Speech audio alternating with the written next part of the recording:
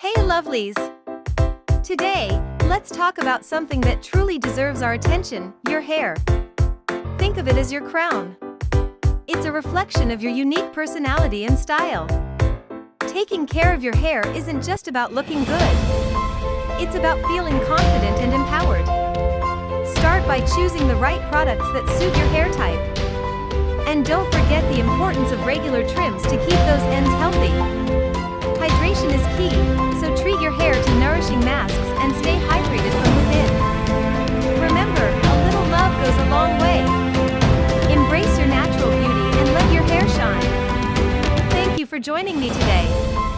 If you find this helpful, consider following Igbo language with Casey for more tips on self-care and confidence. And also other interesting activities. Love you all.